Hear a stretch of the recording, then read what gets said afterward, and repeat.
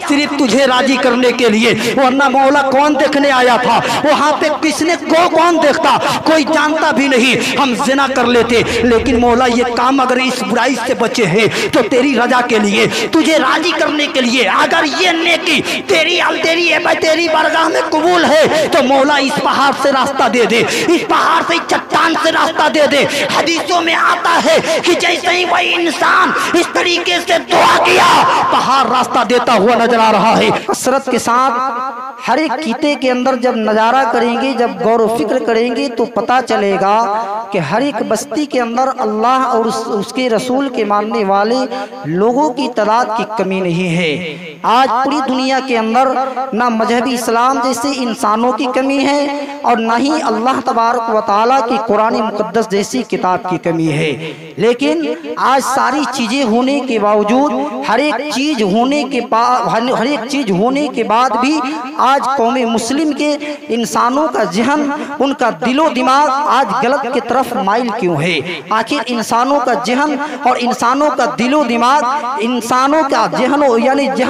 आखिर गलत किसने किया है? जबकि पहले के तादाद के अंदर, पहले के इस रुए जमी पे इंसान कम पाए जाते थे, यानी मुसलमान कम तादाद के अंदर पाए जाते थे। हर एक मोहल्ले के अंदर अगर ढूंढा जाता, अगर हर एक इलाके के अंदर तलाशा जाता कि है कोई नबी की सीरत को पढ़ने वाला, है कोई जो कुरान मुक़द्दस को पढ़ने वाला है, जो कोई इलाके के अंदर कोई आलिमे दीन मिले, तो साहिब पूरी दुनिया के अंदर हर एक मोहल्ले के अंदर जब तलाशा जाता, ढूंढा जाता, तो हर मोहल्ले के अंदर शायद ही कोई ऐसा मोहल्ला होगा एक एक या दो दो इंसान मिला करते थे। लेकिन अल्लाह ताला ने करम किया, अपने बंदों पर करम किया कि हर एक इंसान के अंदर, हर एक बस्ती के अंदर अल्लाह के कुरान पढ़ने वाले पाए जाते हैं, मुस्तफ़ा जाने रहमत की यानी सुन्नतों पर अमल करने वाले पाए जाते हैं। हर एक इंसान के घर में कुरान जैसी किताब मौजूद है। लेकिन सब चीज होने के बाद आज इंसान गुनाहों के अंदर अपनी जिंदगी को क्यों गुजारता हुआ नजर आ रहा है? आज सबसे ज्यादा सब चीजें होने के बाद ये मुसलमान यानी पीछे क्यों नजर आ रहा है? मुस्तफ़ा जाने रहमत की शरीयत को छोड़ करके, शैतान के तरीकों को अपना करके पूरी दुनिया के अंदर अपनी जिंदगी को किस तरीके से गुजारता हुआ नजर आता है, ये बताने की जरूरत नहीं है, बल्कि सारे लोगों के सामने है। हर एक आदमी देखता जा रहा है, हर एक इंसान देखता हुआ नजर आता है। साहिब जानते हैं इसका वजह क्या है? आज वजह एक है कि हमने गौर फिक्र करना छोड़ दिए हैं। हम महफिल मिलादे मुस्तफ़ा में जाते तो जरूर है, हम आलिम के करीब तो जाते हैं, हम कुरान खोल करके जरूर पढ़ा करते हैं, लेकिन हम गौर नहीं किया करते हैं, हम उस पर रिसर्च नहीं किया करते हैं। ये वजह है कि आज हर एक चीज होने के बाद हमारे कौम मुस्लिम के बच्चे, हमारे कौम मुस्लिम के जवान, ना ही जलसे में कमी है और ना ही महफिल मिलादे मुस्तफ़ा में कमी है। कल तक लोग कहा करते थे, कल तक इंसान कहा करते थे कि यानी कौम मुस्लिम के जवान, जब अल्लाह और उसके रसूल का जिक्र होता है तो ये कौम मुस्लिम के बच्चे यानी सड़कों पे टहला करते हैं, मोबाइल के अंदर यानी अपनी जिंदगी को बर्बाद करते हैं, महफिल मिलादे मुस्तफ़ा में नहीं जाते हैं, आलिम के करीब नहीं बैठते हैं। ये कल के दौर के लोग कहा करते, आज से कुछ साल पहले ये सारे लोग कहा करते हैं। लेकिन अल्हम्दुलिल्लाह आज पूरी दुनिया के अंदर जहां अपनी ताकत के मुताबिक सलामुद्दीन जहां जाता है, खिताब करने के लिए जिस खेते के अंदर चला जाता है, जिस मुआसरे में जाता है, जिस इलाके के अंदर जाता है, हर एक कौम के अंदर देखने के बाद पता चलता है, हर एक इलाके के अंदर जाने के बाद ये पता चलता है कि आज भी कौम मुस्लिम के जवान, यानी आज भी कौम मुस्लिम के जवान ये मिलादे मुस्तफ़ा में कसरत के साथ पाए जाते हैं। अल्लाह और उसके रसूल की महफिल में ये लोग इकट्ठा होकर के सुना करते हैं। यह अलग बात है कि इंसान राह से हट चुका है, यह अलग बात है कि इंसान गुनाहों के मटरियों को इकट्ठा करके अपनी जिंदगी को इस तरीके से गुजार करके, शैतान को इस तरीके से उसकी बातों पर अमल करके अपने दिल को काला कर चुका है। यही तो पूरी दुनिया के अंदर आम किया जाता है, पूरी दुनिया के लोगों तक ये आम करके बताया जाता है कि आज भी कौम मुस्लिम के जवान, यानी आज भी कौम मुस्लिम के जवान नबी नबी के बागी नहीं हो चुके हैं, आज भी अल्लाह के यानी बागी नहीं हो चुके हैं। ये अलग बात है कि यानी मुसलमान अपनी जिंदगी को भूल बैठे हैं। ये अलग बात है कि कुरान की यानी आयतों पर गौर करना छोड़ दिए हैं। लेकिन जब नबी की बात आती है, जब कुरान की बात आती है, जब मुस्तफ़ा जान रहमत की सुन्नत की बात आती है तो कोई कौम नहीं उतरती है, कोई कौम आगे नहीं बढ़ती है। जब गर्दन की बात आती है, जब यानी गर्दन कटाने की बात आती है तो दुनिया के अंदर धर्म तो पाए जाते हैं, दुनिया के अंदर इंसान तो पाए जाते हैं, लेकिन कोई कौम के इंसान खड़ा नहीं होता है। लाओ दुनिया के अंदर बहुत सारे कौम है, लाओ दुनिया के अंदर हर एक धर्म के लोग मानते हैं, हर एक धर्म के लोग अपनी अपनी तरह से जिंदगी को गुजारते हैं, लेकिन सारे धर्म के लोगों को इकट्ठा कर लिया जाए, सारे लोगों को इकट्ठा करके पूछ लिया जाए, सारे लोगों को जमा किया जाए और एक सवाल कर लिया जाए कि बता तू अपने कौम के लिए, हर एक आदमी से सवाल यही एक सवाल किया जाए कि बता तू अपने कौम के लिए, तू जिस कौम के अंदर पैदा किए गए हो, जिस मजहब को तुम फॉलो करते हो, जिस मजहब पे अपनी जिंदगी को गुजारते हो, बता उसमें कोई एक ऐसा शख्सियत बता दे जिसके वजह से तू अपने गर्दन को कटा देगा, बता उसकी मोहब्बत में तू अपने गर्दन को कुर्बान कर देगा, अपनी गर्दन को कटा देगा। तो हर एक कौम पीछे आ जाएगी, हर एक कौम पीछे हट जाएगी, लेकिन यही कौम मुस्लिम के जवान खड़े होते हुए नजर आएंगे, यही कौम मुस्लिम के इंसान खड़े होते हुए नजर आएंगे और कहेंगे कि साहिब ये दुनिया यानी दुनिया ज्यादा दिन के लिए नहीं है, बल्कि मेरे नबी के लिए, मेरे नबी के लिए मेरी जिंदगी को अता की गई है। अगर मुस्तफ़ा जानी रहमत से मोहब्बत ना हो, मुस्तफ़ा जानी रहमत को छोड़ करके ये जिंदगी कैसी है, बल्कि मुस्तफ़ा जानी रहमत हमसे ना यानी खुश हो जाए, मुस्तफ़ा जानी रहमत की शरीयत के लिए, अल्लाह के कुरान के लिए हम जान तो क्या है, एक जान तो क्या है, 100 जान हो तो 100 जान को कुर्बान कर देंगे। यही कौम मुस्लिम के जवान आगे बढ़ करके इस्लाम के फॉलो यानी अमल करते हैं, इस्लाम के तरीके पे अमल करके जिंदगी को बताते हैं। लेकिन आओ नौजवानों, मैं तुझे करीब करके समझाना चाहता हूँ, आज यही वजह है, आज पूरी दुनिया के अंदर हर एक इंसान अलग अलग तरीके से जिंदगी को गुजारता है, लेकिन कसम खुदा की शायद ये मेरे कौम मुस्लिम के जवान यानी हट चुके हैं, ये भटके हैं, ये भटक चुके हैं। जैसे पहले के यानी पहले के लोग कहा करते हैं, साहिब मेरी बात को अच्छी तरह से गौर कीजिएगा तो सलामुद्दीन कुछ बातों को दे करके चला जाएगा, मैं बताने की कोशिश करूंगा। यही कौम मुस्लिम है साहिब, इन जवानों से सवाल कर लिया जाए, इन लोगों से पूछ लिया जाए, यानी इंसान की यानी इंसानों की तादाद की कमी नहीं है। इस बस्ती के अंदर सारे लोग अपनी जिंदगी को गुजारते हैं, हर एक लम्हे अपनी जिंदगी को गुजारते हैं, लेकिन पहले के लोग कहा करते हैं, पहले के लोग कहा करते थे कि यानी जो गधा सुबह में गुम हो जाता है और शाम में मिल जाता है उसे यानी गुम नहीं कहा जाता है, बल्कि उसे कहा जाता है कि भटक चुका है, यानी वो राह से हट चुका है, कोई दूसरा यानी दूसरे यानी रास्ते को तय कर लिया है। ठीक ये कौम मुस्लिम के इंसान भटक चुके हैं, अल्लाह की राह या अल्लाह के रास्ते को छोड़ करके यानी मुस्तफ़ा जाने रहमत की शरीयत को छोड़ करके अपनी जिंदगी को शैतान के तरीके पे अमल करके इनको यानी शैतान ने भटका दिया है, इनको शैतान ने अलग तरीका दिखा दिया है, अलग रास्ता दिखा दिया है। वरना कोई मुसलमान यानी नबी का बागी नहीं है, कोई नबी के यानी नबी से यानी नफरत करने वाला नहीं है, बल्कि जिसके दिलों के अंदर नबी की लड़ाई के बराबर उसके सीने के अंदर नबी की चिराग मोहब्बतें चिराग जल रही है। एक दिन अगर यही चिराग जल करके अगर ये शोला बन करके भड़क उठी तो इसी कौम से सलाहुद्दीन अय्यूबी बन करके चमकेगा, इसी कौम से यानी हजरत इमाम हुसैन का गुलाम बन करके चमकेगा। और अगर मुस्तफ़ा जाने रहमत के चिराग अगर इनके सीनों के अंदर जल गया तो इसी भारत से यानी गुलाम ताजुस्सरिया बन करके चमकेगा, अल्लाह का वली यानी अल्लाह के वलियों का गुलाम बन करके चमकेगा। शायद हम अपनी जिंदगी को भूल बैठे हैं। आओ मैं बहरहाल आप लोग अच्छी तरह से कुछ लम्हे के लिए चंद लम्हे के लिए कुछ बातों को समाप्त कीजिए। शायर इस्लाम हजरत अल्लाह यानी शायर इस्लाम तौसीफ रजा सिवानी बेहतरीन लबो लहजे का मालिक है, सारे लोग यानी इकट्ठे हो चुके हैं, ना तो मनकबत भी समाप्त करनी है, तेजी के साथ दो चार बातों को समाप्त कीजिए। हम मुसलमान हैं, हम बताने की कोशिश करूंगा, अपने जवानों को ये बात बताने की कोशिश करूंगा। ये जवानों अगर तेरी जिंदगी सुधर गई, अगर मुस्तफ़ा जानी रहमत की सांचे में अपनी जिंदगी को गुजारने लगोगे तो आज दुनिया हमें ताना नहीं देगी, आज हमें दुनिया ये सताएगी नहीं, आज दुनिया हमें तरह तरह के ताना दे करके हमें यानी रुसवा नहीं करेगी। जानते हैं इसकी वजह क्या है? हम मुस्तफ़ा जाने रहमत से अकीदत तो करते हैं, हम मुस्तफ़ा जाने रहमत से प्यार का दावा तो किया करते हैं, लेकिन हकीकत में हम नबी से मोहब्बत नहीं किया करते हैं। हम नबी से जिस दिन मोहब्बत कर ले, हम नबी से जिस दिन मोहब्बत करके और इसी समाज के अंदर कुटिया के अंदर जिंदगी को गुजार लेंगे तो यानी कोई याद करे या ना करे, लेकिन जो अल्लाह और उसके रसूल की मोहब्बत में इस दुनिया के अंदर जो अपनी जिंदगी को गुजार देता है,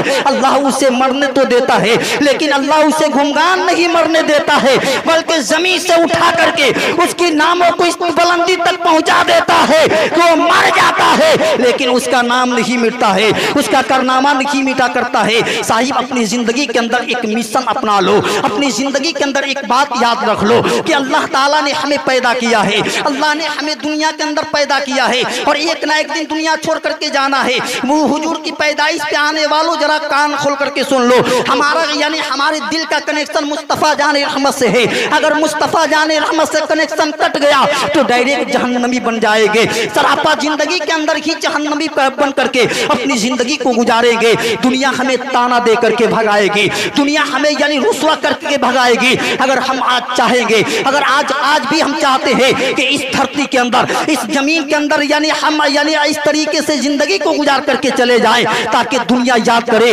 तो किसी की सीरत पढ़ने की जरूरत नहीं है, किसी की आइडियल बनाने की यानी जरूरत नहीं है, बल्कि मुस्तफ़ा जानी रहमत की हदीस पे अमल कर ले, अल्लाह के कुरान को अपने सामने रख करके उस पे गौर फिक्र करे कि अल्लाह ताला ने हमें किस लिए पैदा किया है, हमें दुनिया के अंदर इस यानी दुनिया के अंदर हमें सारी नेमतों को दिया है तो अल्लाह ताला ने किस लिए दिया है। साहिब आज इंसान अलग अलग तरीके से सारी दुनिया के अंदर काम की जा रही है, हर एक काम हो रहा है। बात में यानी बात तवील हो जाएगी, लेकिन दो तीन बातों को समाप्त कीजिए और मेरे जवानों जरा याद रखो, तेरी जिंदगी अनमोल जिंदगी है, शायद तू अपनी जिंदगी को नहीं समझे हो। अगर आज भी इस स्टेज से पैगाम लेकर के चले गए और आज से भी अपनी जिंदगी के अंदर एक मिशन याद रख लेना कि दुनिया के अंदर जब से पैदा अल्लाह ताला ने हमें किया है और दुनिया के अंदर जब से पैदा हुए हैं, नेकी भी किया करते हैं, बुराई भी किया करते हैं, अच्छाई भी किया करते हैं, बुराई भी काम किया करते हैं, लेकिन कोई ऐसा काम कर जाए, कोई ऐसा कारनामा कर जाए, कोई ऐसी यानी काम कर जाए ताकि दुनिया याद करे या ना करे वो अल्लाह जाने और रसूल जाने। कोई ऐसा दुनिया के अंदर जिंदगी के अंदर कोई ऐसी यानी काम कर जाओ ताकि अल्लाह जानता है, अल्लाह यानी खालिस अल्लाह के लिए कोई काम कर लिया जाए। लेकिन आज इंसान तबाह बर्बाद क्यों है? आज हर एक आदमी के यानी जुबानों पे एक ही बात है। मौलाना सलामुद्दीन साहब कई साल से हम दुआ करते हैं, कई साल तो नमाज पढ़ते हैं, हम पेशानी अल्लाह की बरगाह में झुकाते हैं, हम अल्लाह की बरगाह में दुआ करते हैं, लेकिन दुआ को रद्द कर दी जाती है। औरतों का भी यही शिकायत है, बूढ़े लोगों का भी यही शिकायत है, हमारे जवान लोगों का ये भी शिकायत है। मौलाना सलामुद्दीन बताइए, आपने एक तकरीर के दरमियान आपने कहा था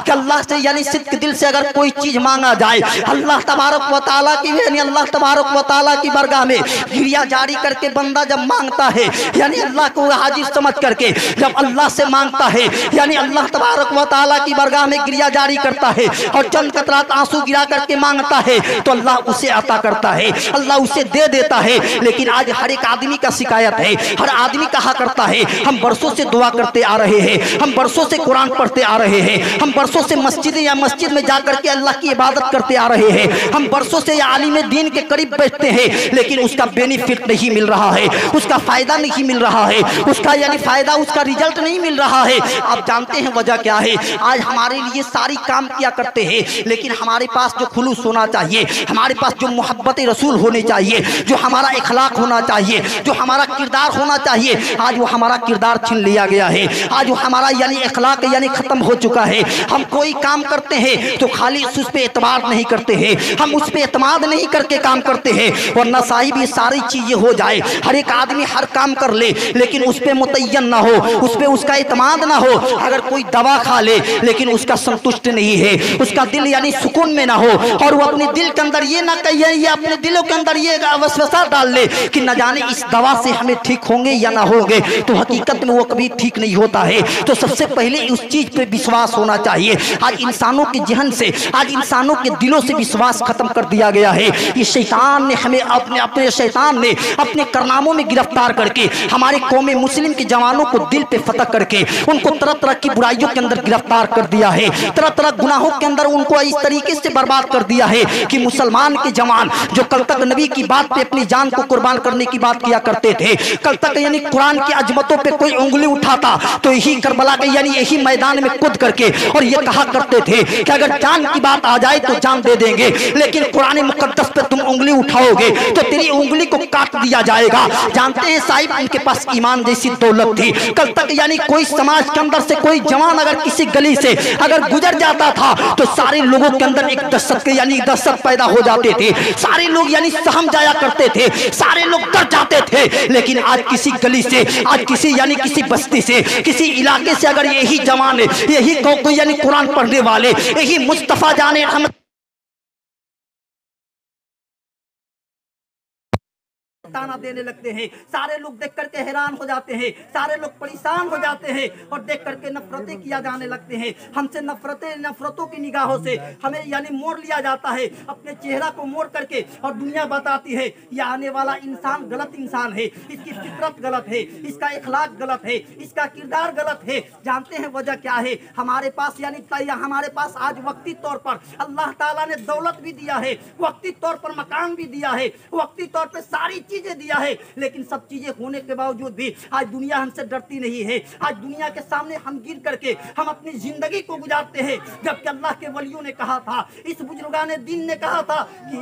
एक दिन की जिंदगी शेर की जिंदगी और 100 साल की गीदड़ की जिंदगी से एक दिन की शेर वाली जिंदगी अच्छी जिंदगी है, अच्छी जिंदगी है। लेकिन आज समाज के अंदर हमारे जवान के दिलों के अंदर क्या हो चुका है, अगर करीब आएंगे तब बात समझ में आएगी। आज मुसलमानों के बच्चे यानी बिगड़ करके अपनी जिंदगी को तबाह और बर्बाद करते हुए नजर आते हैं। साहिब आइए मैं बताने की कोशिश करूंगा, हम अपने वक्त मुकर्ररा पर अपनी बातों को खत्म करेंगे। 5 मिनट मेरा वक्त बच चुका है, जरा गौर कीजिएगा तो बात समझ में आएगी। सलामुद्दीन कुछ पैगाम दे करके बताना चाहेगा और कौम मुस्लिम के जवानों को करीब करके बताना चाहेगा, इसलिए कि मुझे उम्मीद है कि अगर इसी समाज के अंदर से मुस्लिम की जिंदगी अगर बदल गई, अगर इसी समाज के अंदर से अगर कोई कौम मुस्लिम का जवान खड़े होकर के और मुस्तफा जाने रहमत की शरीयत पे अमल करके, मुस्तफा जाने रहमत की सुन्नतों को अपना करके जब इसी समाज से जब खड़ा होता है तो बड़े बड़े ताकतवर, बड़े बड़े दौलतमंद, बड़े बड़े राजा और बड़े बड़े यानी कुर्सी पे बैठने वाले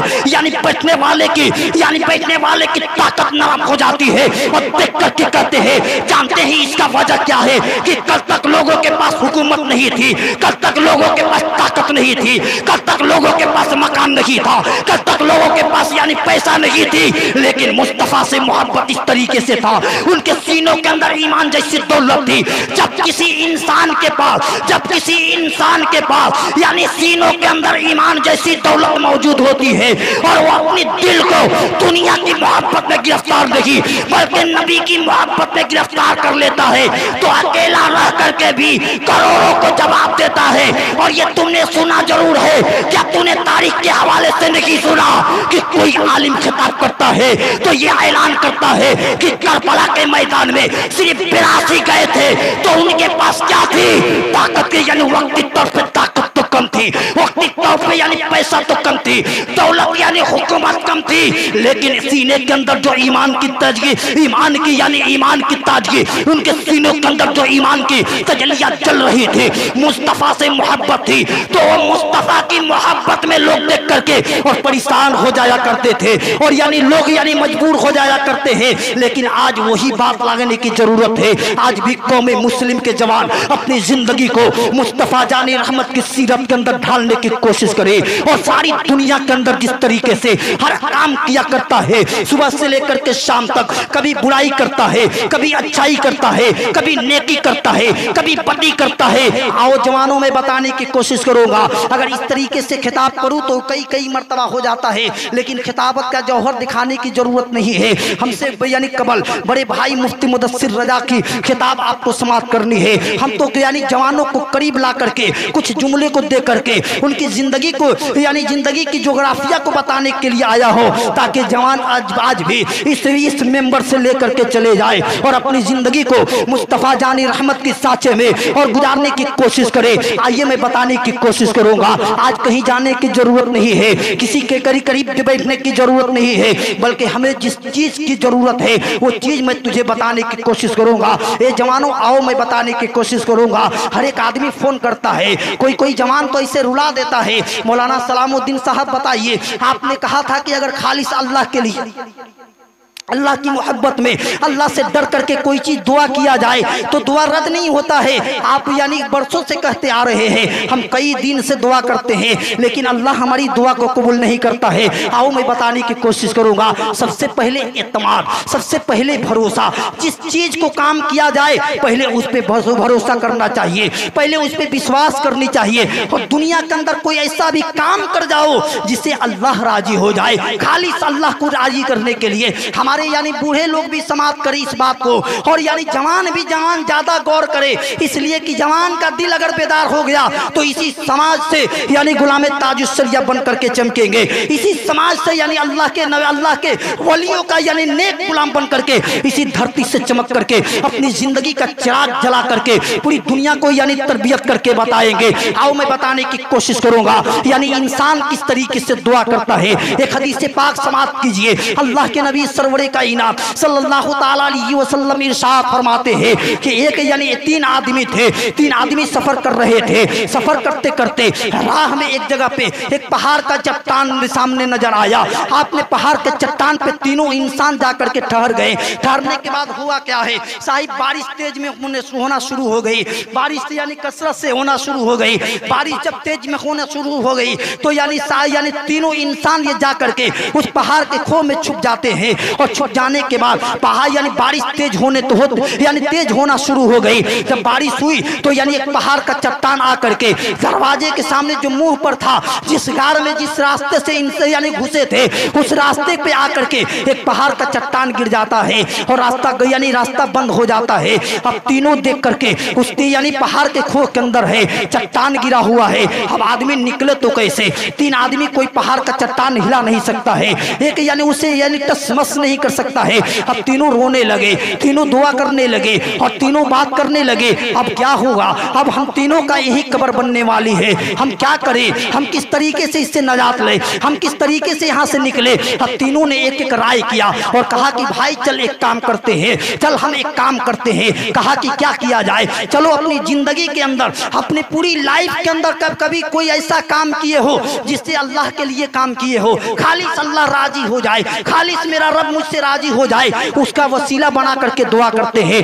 तीनों ये बात तय कर ली। एक शख्स यानी सजदे में गिरता है और गिर करके इस हदीस पाक को मेरे नबी खुद बयान करते हैं, जवानों इस हदीस पाक पर अमल करो और आज से नहीं बल्कि अभी से इस हदीस पाक पर अपनी जिंदगी के बारे में अमल करते रहना। भले तुम कुछ भी करते हो, सुबह से शाम तक जो काम करते हो करो, अल्लाह तुम्हें हिदायत दे, लेकिन कभी ना कभी अपनी जिल्द के अंदर, अपने जहन के अंदर, अपने दिल के अंदर एक बात यानी याद रख लेना, अपने दिल के तख्ती पे बात याद को और लिख करके नोट कर लेना। वो तीनों यानी दुआ करने लगे और एक शख्स यानी सजदे में गिरा है और गिर करके कहने लगा है, ए खाली के कायनात, ए पाक परवरदिगारे आलम, तू खाली के कायनात है, तू रब्बुल यानी तू पैदा करने वाला है, तू मालिक व मुख्तार है। ए मेरे रब, तू जानता है कि मैं बहुत बार तू जानता है कि एक दिन मैंने काम करने के लिए गया था, हम तिजारत करने के लिए गए थे, हम काम करने के लिए गए थे। रात की तन्हाइयों में जब पलट करके आए तो क्या देखते हैं कि मेरी माँ भूखी है,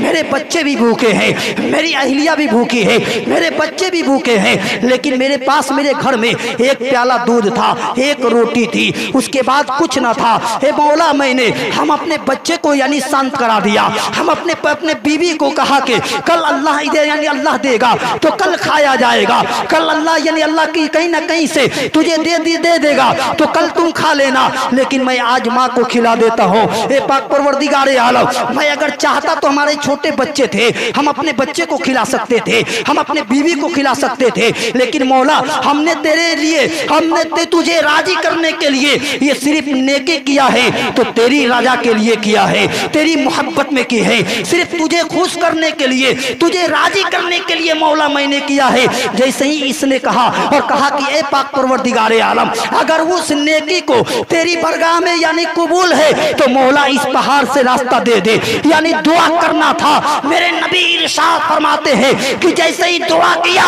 तो जैसे ही दुआ करके दुआ खत्म न हुई तब तक वो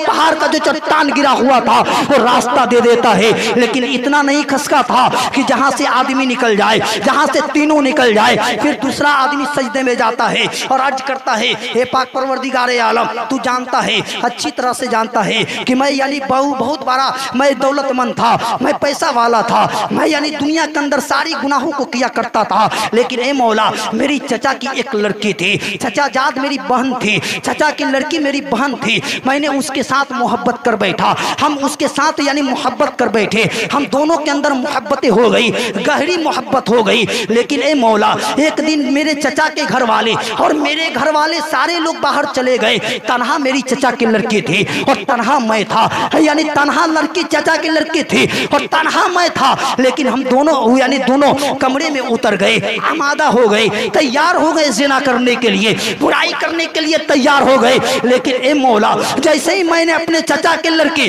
अपने उसे यानी उस लड़की के सामने जैसे ही गया, लड़की भी रोने लगी और मेरा भी दिल यानी खौफे इलाही से यानी कांप गया और मैंने रोने लगा। और तुझे यानी इस बुराई से मौला हमने अपने कदम को रोक दिया सिर्फ तुझे राजी करने के लिए, वरना मौला कौन देखने आया था वहां पे, किसने को कौन देखता, कोई जानता भी नहीं, हम जिना कर लेते। लेकिन मौला ये काम अगर इस बुराई से बचे हैं तो तेरी रजा के लिए, तुझे राजी करने के लिए, अगर ये नेकी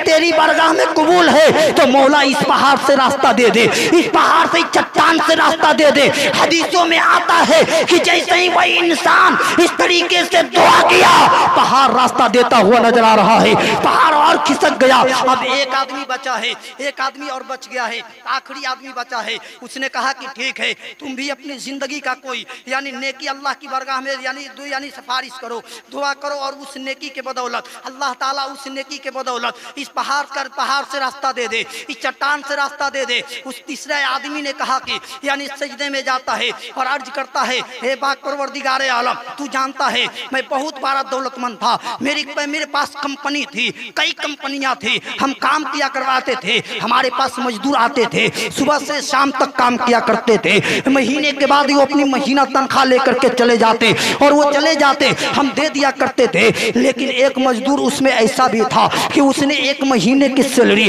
और बगैर महीना लगने से पहले ही अपना तनख्वाह एक महीने का छोड़ करके अपने घर चला गया। और जाने के बाद वो चला गया, मैंने उनसे के तनख्वाह से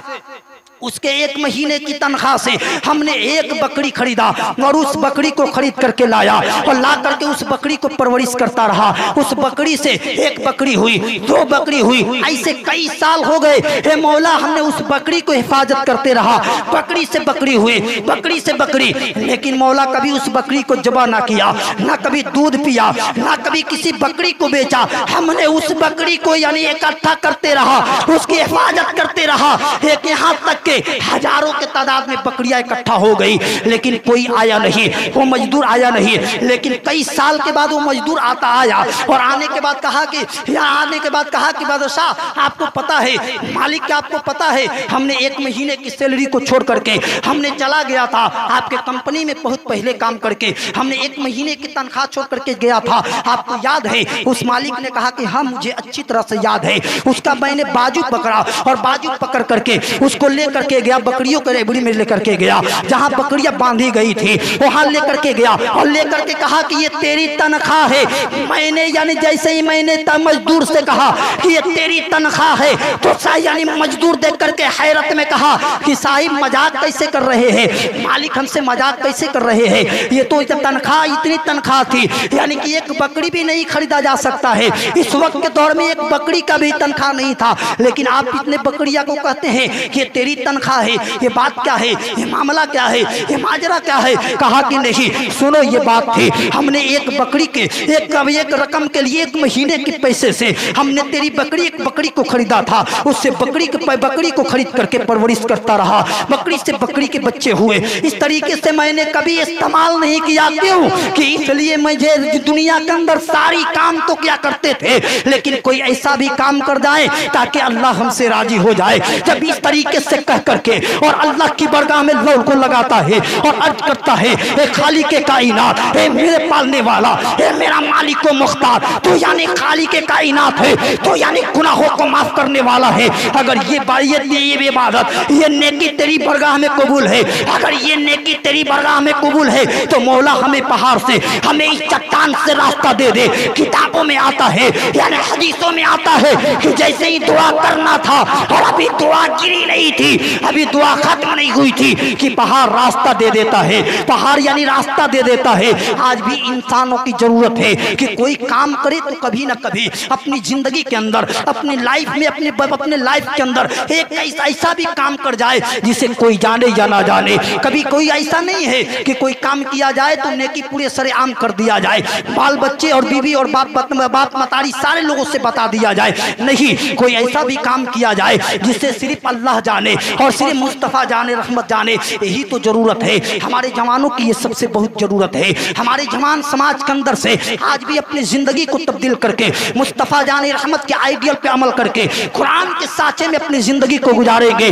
तो कसम खुदा की आज कोई हमें ताना नहीं देगा। आखिरी बातों को सुनिए और कान खोल करके जवानों एक बात याद रखिए, तेरी जिंदगी अनमोल है। जानते क्या है, यानी अल्लाह ताला कितने अपने जवानों से, अल्लाह के नबी अपने जवानों से किस तरीके से मोहब्बत करते हैं। शायद तो अपनी जिंदगी को भूल बैठे हो, तुझे पता नहीं है हम कौमे मुस्लिम से अपना रिश्ता रखने वाले हैं, हम कुरान के साए में जिंदगी को गुजारने वाले हैं। हम किसी दुनियादार की जिंदगी को पढ़ करके और किसी और को यानी बताएंगे नहीं, बल्कि सारी दुनिया के इंसानों को पता है और जवानों को भी पता है, दुनिया के अंदर जितने भी कौम है सारे कौम को पता है कि जब मुसलमान है, मुसलमान जैसी कौम के अंदर यानी जो नबी पाक सल्लल्लाहु ताला अलैहि वसल्लम की सबसे ज्यादा चर्चा किया जाता है, उस नबी नहीं आए थे मक्का की गलियों से लेकर के पूरी दुनिया तक इंसान वैसी जानवर की तरह से अपनी जिंदगी को गुजारा करते थे। कोई जवान कोई अपनी जिंदगी को अच्छी तरह से नहीं गुजारा करता था, ना कोई इंसान अपनी जिंदगी को यानी अच्छी तरह से गुजारता था। यहाँ तक कि किसी इंसान को यह भी पता नहीं था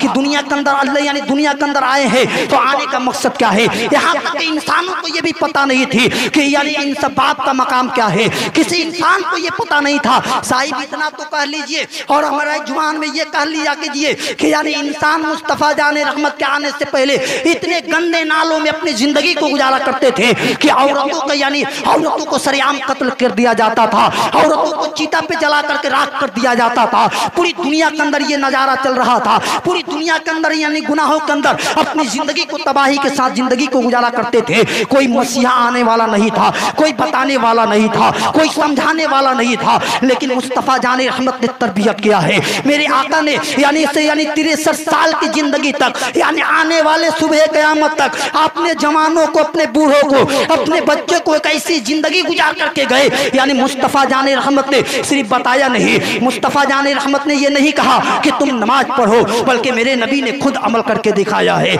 मेरे नबी ने यह नहीं कहा कि तुम सबसे पहले इखलाक बनाओ, बल्कि नबी ने मक्का की गलियों में अपने इखलाक के जरिए से इस्लाम की चिराग को फैलाया। उस मक्का की गलियों से लेकर के पूरी दुनिया तक इंसान अपनी जहालत के तरीके से, इस तरीके से आज हम कहा करते हैं कि आज हमारे समाज के अंदर से अगर कोई गलत हो जाता है, इस धरती से अगर इस इलाके में अगर कोई एक शराबी बन जाए, एक दारू पीने वाला हो जाए, एक जुएरी बन जाए, तो लोग उसे नफरत करने लगते हैं, उसे लोग यानी अपने बिरादरी से उसे छांट देते हैं। कोई अश्लीलता काम कर जाता है, कोई गुनाह कर जाता है, कोई ऐसा काम कर जाता है जो समाज के अंदर तौहीन है, जो यानी खिलाफे शरीयत है, लोग